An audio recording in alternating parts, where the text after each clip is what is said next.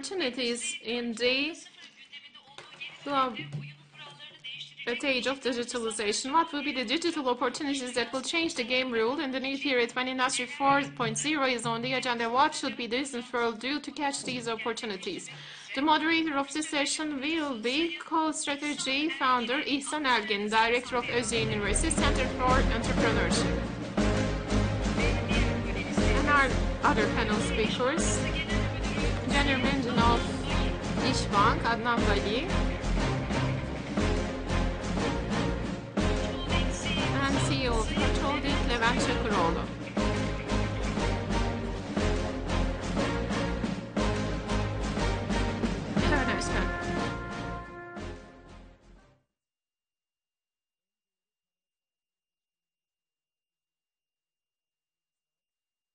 Actually, I do have very serious speakers. This is a very... I'm coming from the jury, from downstairs. We do have starts of region award ceremony.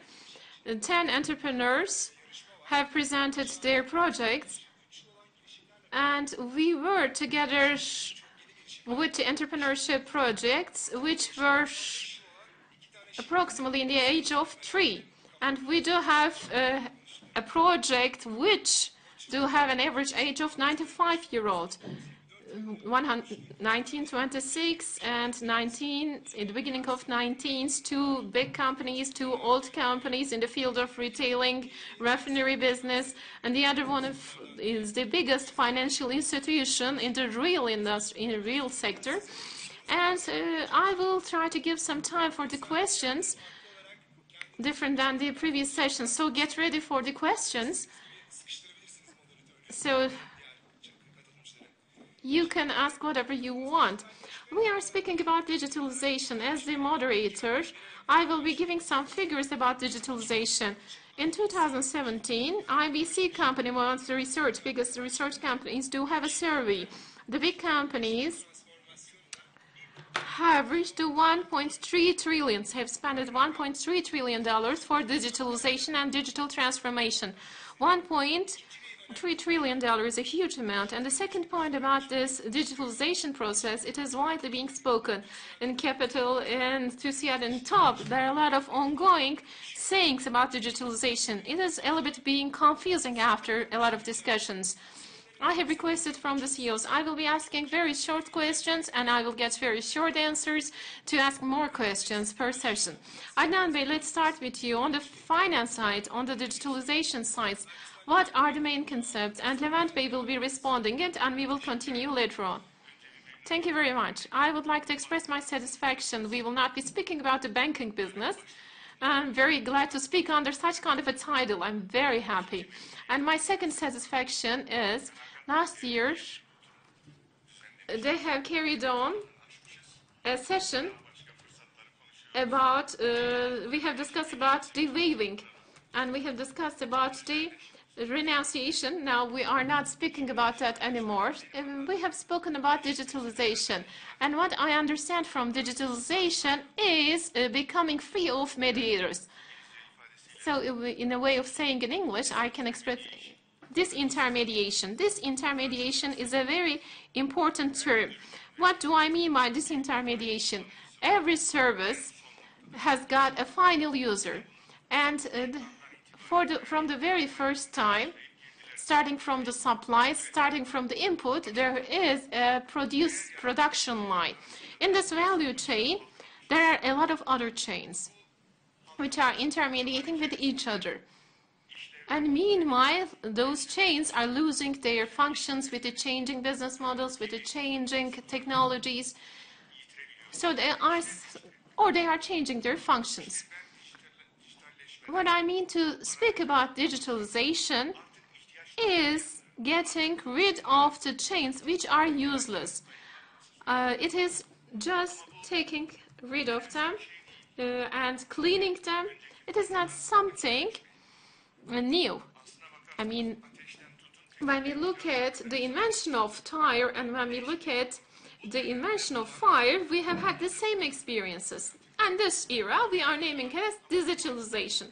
There was a mechanized age, for example, mechanical age. We are now dealing with data. For the very first time, we do have a mediating data which is being used in the field of business and on the manual environments, and it is not working with the human mind capacity, it is working beyond this capacity, and there is a mediating function, and it is being integrated within the business models. We do have such kind of a structure. It is strengthening, and it is also bringing new opportunities, not only for the financial side, nor for the other business fields, even for the community, social life itself, even for the political life. This intermediation is something which is being the main concern of different fields. Operating such kind of a huge amount of data is not something very easy. For 4 years, for 5 years, it is how we can supply a warrant of attorney for long periods of time, for 4 years, for 5 years, because it is an instant activity which is taking place right at the moment. There is another simultaneous action which is taking place. When I look on the banking side, innovation is a very new trend, and it is bringing many things, but it is not a total new thing. I call it cross-interdisciplinary relationship output. What I mean, humanity is not simultaneously developing. It is bringing differences. There is no linear development. There are some gaps, and the ones who are able to fill out those gaps and harmonize them, able to become innovators. So there is this cross-interdisciplinary type of approach is creating the values. They are all flexible structures. Actually, from digitalization, we have come to the point of innovation. Everybody is pronouncing innovation, entrepreneurship, and we are speaking about corporate entrepreneurships. And I would be asking you, last night I have wondered, I have looked at the Google Trends. When you input them, how many times those words have been searched? Like Six Sigmas and generations. Now, if innovation is being searched for 100 times, digitalization is 44 units. Agility, for example, has got 63 units of search. So those concepts are interchanging their places. When I'm passing the word to Levent Bey, just beneath those titles, how you are making use of the concept entrepreneurship. In Koç Group, with your arrival, the digitalization journey has started. And also you do have a corporate innovation program, and also you do have some strategy studies, so you do have a very comprehensive transformation process. Thank you very much. I would like to express my gratitude in the very beginning of my speech. Taking into consideration this topic with Adnan Bey and İhsan Bey is a great privilege and a happiness for me. If you like, let's start with a wider scope. I won't be widening it so much. There is a transformation. Transformation was always present. However, with these digital technologies and their unprecedented pace created a wider impact. And new business models and destructive impact on the present business models created a new situation. There are some data which you all know it very well, which I will be repeating right now. In the Fortune 500 list, when you check that list, it is becoming less to stay in the same ranking for a long period of time. Half of the companies have been changed. Half of them have been bankrupted, half of them have been sold, and half of them have left the business. When we look at the main reasons of this change, the present business models are being trusted a lot. They trust in their models. And the present business models are being adored. they are not being open to the new opinions, new innovations. And the changing demands of the customers are being ignored or delayed. And S&P 500 is another important indicator. When we check this list, the consumer product side shows that starting from 2000s, the name of the 40% of the companies have changed. And in the next 10 years, the present lists, 50% of the present list probably will be changed. In such kind of an environment, what is essential to be done is following the digital technologies, making use of them, and the present business models need to be transformed into competitive models. Okay, we are speaking about innovation and entrepreneurship, and when we combine those two concepts and express my main objective, innovation in such kind of an environment, the environment which I have mentioned right now, is very crucial to create new opinions and commercialize them. It is something inescapable. But when we are carrying on these operations, we need to keep in mind that in our core businesses, in our main basic fields, we need to extend our borders. And moreover than that, we need to prepare the future innovations. We need to think futuristic. And of course, when we look the situation, innovation needs to be internal. Internal innovation, in-house innovation is becoming very important. In-house entrepreneurship needs to be promoted, and all of the entrepreneurs, in-house promoters, in-house entrepreneurs needs to be supported, it needs to be developed. For the rooted companies, it is not something very easy to achieve. İhsan Bey has just mentioned it. Our holding structure is in the age of 100. Many of our companies are in the age of 50 and 60. They do have such kind of a history. There is a stabilized hierarchical structure and business models, and prescribed models. They are not all bad. By the help of these principles, we have come to our present strong position. However, as we have spoken a few minutes ago, that fast pace is asking us to change the stabilized structure. Agility gained a great importance, and agile administration is one of the latest trends. So we need to act fast.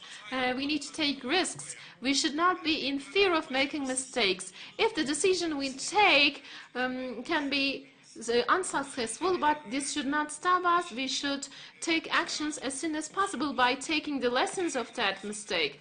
Innovation and in-house entrepreneurship issues are being supported by us with our innovation programs. And here, we need to start from the management side. When I was in Arçelik, we were having an innovation directorship which was directly linked to the general manager. Those new innovative ideas were not being tackled with that hierarchical structures. It was directly accessing to us, and we were taking the decisions. This structure has been repeated in other companies. We do have innovation directorship, and it is directly linked to our general managers, and they're operating with the order of the general manager. On the digitalization side, many technologies are involved in our life, and in the production companies within our structure do gain a great space. Industry 4.0, which is beyond automation, which is integrating the ecosystem, has been established, so that communicating technologies needs to be implemented. Related to these, artificial intelligence and machine learning, which are communicating with each other. Internet of Things, for example, 3D printers. And when we look at with a holistic perception, data analytics have gained a great part, a great place in our life, in the production, on the customer side, in the processes, in the organizational structure of the company, has got some reflections. There's biotechnology. When we include all of these technologies in our processes and make use of them efficiently, we need to get the advantage in the competitive ground. So we need to enhance and develop ourselves. So this digital transformation program has been started. When we speak about digital transformation, it is not a very easy target to be shoot. And it is not even accomplishing it in a single company is something promising. We have tried to start it with a holistic approach, and we do have some rational basis, justifications. All of our companies needs to share, interchange their experiences and expertise. If you are going to invest to the same field, we will be making use of the group synergy. So we are in a very we are speaking about digital transformation. This is not an IT project, but we are so assertive in our path. There are some new technologies. By following those new technologies, the operations of the companies do have a spatial function to carry on. This is an interdisciplinary topic. And as a result, all of the disciplines and the experts of all disciplines are being involved in such kind of a program. We have started this program in the very beginning. The executive side of the group have taken the responsibility, have embarrassed it. We have taken the consultancy, we have outsourced the consultancy, we have defined our roadmap. We have determined the present situation and determined the gaps and also determined the global examples. More than 300 projects have been prioritized. And these projects have been input in the target cards of the companies. Within the framework of digital transformation, we do have some specific spatial targets, objectives. Let me leave it here. We will turn back to you. You would like to make an addition, I know. You may add it, and then I will be asking my question. Levent Bey has especially emphasized the effect of exclusion of the big companies in this transformation.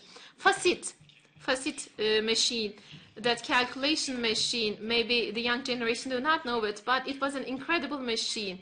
It was having an arm to just turn, and such Facit company was so much arrogant, so much conceit that they were believing no one else could do a better thing than them. So they were blind to the reality. Whether Facit is calculating in the right way or not, the control engineers were doing it with the electronic calculators in their hand. So the thread was in their palm, but they were not aware of that palm. Their inspectors doing the verification with the electronic calculators. This is a huge surprise for us. In the beginning of the past century, the most sustainable and profitable business was, according to a US survey, it was an ice factory. It was very profitable, but the sustainability most probably is directly correlated with the durability of ice. People were not thinking that they could produce their own ice in their homes. In the banking business, for example, Bill Gates says that banking is an obligatory condition, but the bankers are not the obligatory condition. This can be true. There is no need to object it from the very beginning. Maybe there won't be any need for a banker. Maybe more IT people will be employed in the banking business. If it is the right time, I'm very happy with my age, and now I'm not being excluded yet.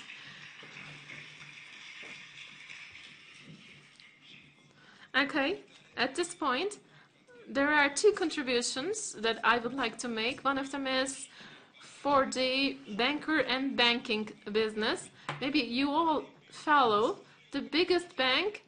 There are two companies who would like to be the biggest bank. One of them is Amazon as the retailing giant.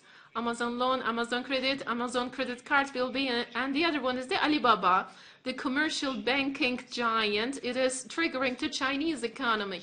And what you call maybe real. Levent Bey spoke about the first 500, Fortune 500, 1921. The company was the first place. And in 1999, in 61 years, it was placing in the first place. Now it's only staying in the first place 8 or 9 years. Exclusion is only taking a few years from the first place. It is changing. The dynamics are changing very rapidly. The biggest impact of digitalization is on the business models. Let's not focus on technology. Innovation is a mediator, is a tool of digitalization. What you are speaking about in-house changes is the muscle. Without having that innovation muscle, R&D is a product coming from the R&D department. This is what I have understood from your speech. Another point which Levent Bey pointed out, I would like to emphasize. Try and of course, we need to create such kind of a culture within this trial and error. Trial and error. Well, trial and error, we can resemble it to the loan. If you do have any CFOs between us, I would like to say yes. I mean outsourcing. Just sell the risk. Sell the risk. Instead of making the business very big and bankrupted, let's keep it small and let's see whether it is going to go to the point of bankruptcy. My question will be Adnan Bey, and I'm asking for the contribution of Levent Bey. Why sitting right here? How you're expecting the executives of your company to become global? Which centers you are trying to change the perception? How you're changing your perception? We do have 15 minutes left. The total time was 15 minutes. I'm seeing the counter in front of me. We will be breaking the record of this conference by finishing on time. Okay, first of all, Levent Bey has just mentioned it very efficiently. I won't be adding any more words on him. We need to open to any type of opinions. We should not have a rejective type of approach. From the very beginning, accept it. Do not try to prove that it is right. Just work on it, and if it is wrong, it will be an outcome, it will be a result, it will be bringing you a different perception. So what we are trying to do right at the moment is this. So continuously we are questioning the business model. I'm having some internal meetings with my colleagues. I have some colleagues here. I'm always telling that the future generations will not be appreciating us for collecting the right loans, collecting the right deposits. The only topic is, the only notion is following the latest technological change. Whether you skipped it, you ignored it or not, you will be remembered with a bad memory. And so continuously, the majority of our time should be allocated to develop the business, to find out the opportunities, or we need to spend our time to determine the threats, what we have in our hand. With the young generation, we are in the progress of digitalization. We do have a committee for that, IT department. This is we are not only seeing it as an IT initiative, it is not limited with the IT department. When you approach it with this perspective, more than 2 years, we do have a very busy concentration, and we do have very concrete outputs. And they will have some concrete entrepreneurships. In the Silicon Valley, we do have an innovation center as a bank. We have opened it newly a few years. We are working on the robotic industries and softwares and the artificial intelligence projects. Many applications have started to be exported. In order to respirate that innovative environment, such kind of organizations were essential. And I have come from China newly. We will be opening an innovation center in China very soon. In London, we will be opening an innovation center. We are not opening them just for the sake of finance.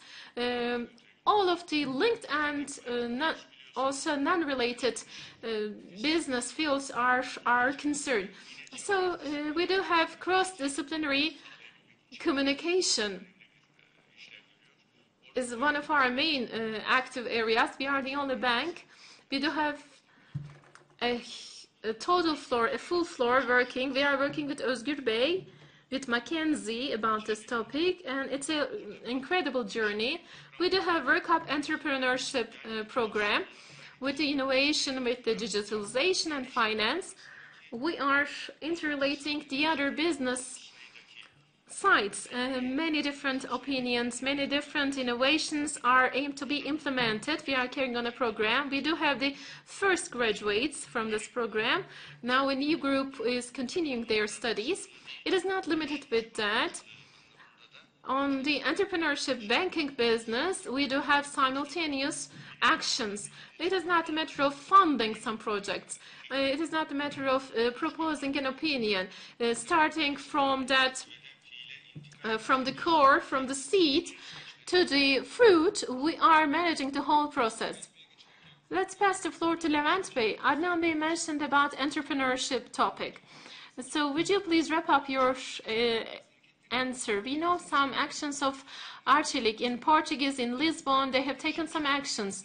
In the world of entrepreneurship, you have spoken about creating an ecosystem.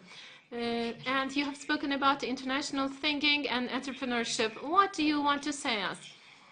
Let me firstly say that we do have a global vision in our group. What is that global vision?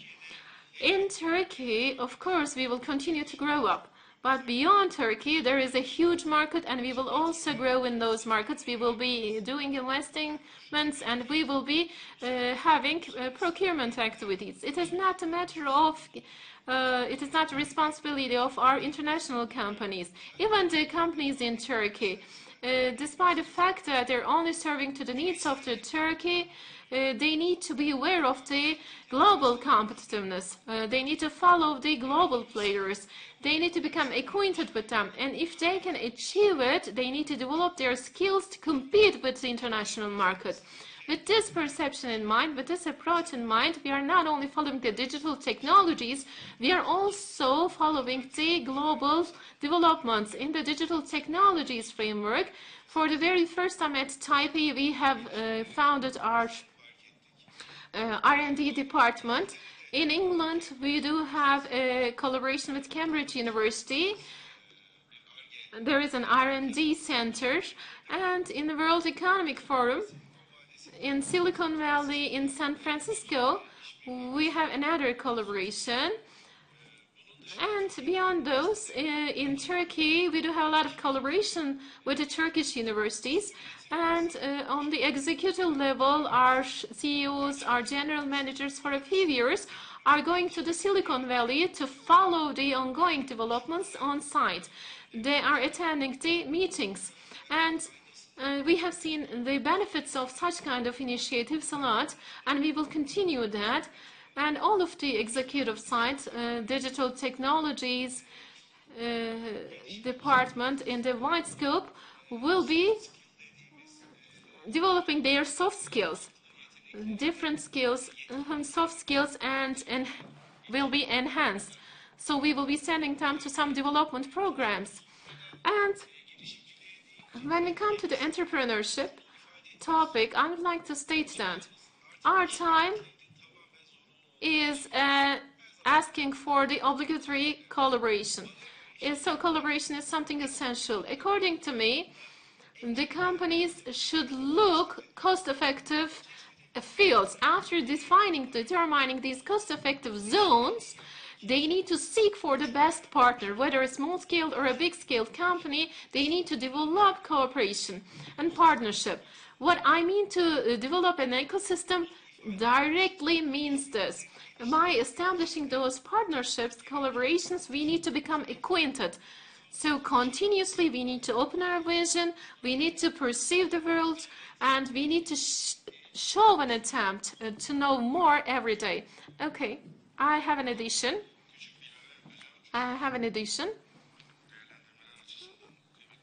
I believe that it will be valuable to add this. There is data beneath those facts and the operationality of data. To carry on the operations with the data, on the cyber side and the physical attacks, we need to have well-protected structure. You need to have a well-protected data center. İşbank is a very good example. We have done a huge investment. $155 million of an investment has been done. So it is equal to the contemporary examples, global contemporary examples. We do have the same technology. It is easy to access, to operate. All of the construction that you build on this structure, either it's a mobile structure, İşcep, for example, which is a mobile application of İşbank, is operating a lot. After Ziraat Bank, we do have a lot of interactions. And the total share of the branch offices is 14%. And 40% is being done via mobile phones in our pockets. These are very important developments. In order to achieve this, vision is essential. When I was mentioning my opinion, if we have established a technology advisory group in our bank, we do have experts, global experts. Canan Dağdeviren is a very important name. We are working collaboratively with these experts, and we are doing what is essential. And on the international means, we are simultaneously being fed. Why United States? Why China? America innovates and China innovates. So China innovates very fastly. It is not producing the opinion, but very fastly replicates it. So you need to feed from those axes. Okay, we do have 6 minutes left. We have passed the floor to you. I would be summarizing your second speech. I'm skipping that part. You said China. In the future, there are two topics. One of them is the China reality, and the second one is the leaping technologies. China and artificial intelligence, leaping technology example. Okay, I will speak about those two things. When we come to the data analytics, I would like to touch upon that topic. It's a very important topic in the digital transformation project. Half of the projects are basing on data analytics. Maybe it will be a striking example. When we speak about data analytics, banking business comes and consuming companies are coming into mind. But additional to that, I will be adding Tüpraş. Tüpraş has got the responsibility of becoming a center of excellence about data analytics. And refinery business is a data optimization business. Because of the scale of the business, a small level of efficiency increase is having a huge impact. I will be passing to the China topic. Let me make a comment about artificial intelligence. In artificial intelligence, the United States is pioneering, Canada is coming afterwards. China stated that in 2030, in the field of artificial intelligence, we will be the world leader. Putin placed a full stop. The one who will be the leader of artificial intelligence will manage the world. And the expert states that the impact of artificial intelligence is just like the innovation of electricity. The change in China is very fast. The scale is very big. The numbers are very high. Secondly, there is a huge state authority. When they take a decision, they are doing it. There are a lot of examples. On the railway business, they have promised to become the biggest hub, and now they do have the biggest hub. Made in China, but now 25 strategies present. Instead of being the low-cost manufacturing center, they will be transformed into a value-adding product manufacturer country. They do have artificial intelligence. They do have electricity vehicles.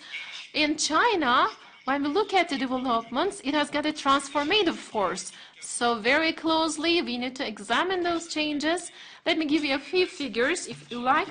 The patent applications in China is 3 times more than United States. You can say the population is very high, as is possible. When we look at the scientific publications on the international scale, it is in the level of United States. And the mobile payments, approximately 9 trillion mobile payment volume is present, which is 80 times more than United States. So developments are very fast in pace.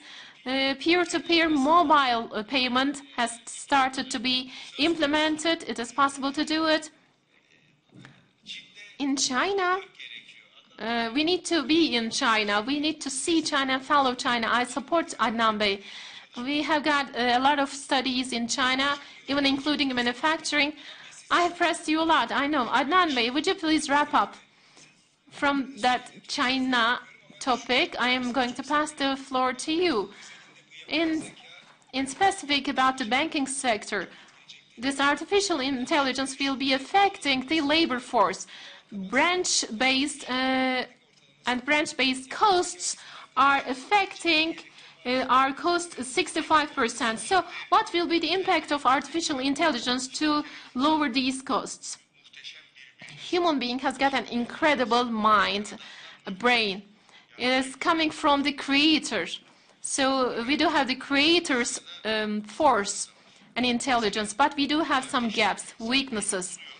Human mind is finding out the calculation methods, but not able to multiply 4 or 5-digit figures. We are not able to process in big digits. When you implement the intelligence to another system, it is possible to multiply the capability of human mind. So we will be totally also eliminating the weak parts of the human mind. We are inputting the data, at least, so we will be managing that artificial intelligence. In the field of banking, what type of an impact will it have? We do have a chance in banking business. In the proper time, we have been threatened with digitalization. If we were in the Western banking system, if we have had a fast pace of branching, if we have had a lot of labor force working in our branch offices, all of the foreign analysts are defining the banking system as follows: under-branched, understaffed, and under-penetrated. These are the concepts. Neither the labor force, neither the market capabilities are being fully used in the banking sector. So what is bankable is not giving us a lot of chance with the old traditions, old methods. Now we do have an advantage by catching this trend. We don't have huge labor force. We don't have huge burden of branch offices. We will be able to manage this digitalization process and artificial intelligence process. In the traditional companies, you have responded with an entrepreneurship mind. Thank you very much. I have squeezed you a lot and pressed you a lot. Thank you very much. We have ended on time. Panelistlerimize çok teşekkür ediyoruz. We would like to thank to our panelists. Evet. The title of the next session is The Future of Europe. The sponsor is Invest in Great. What will be the grounds for relations between Turkey and EU in the future? Are those arguing that the EU would collapse right? How do you anticipate the future of the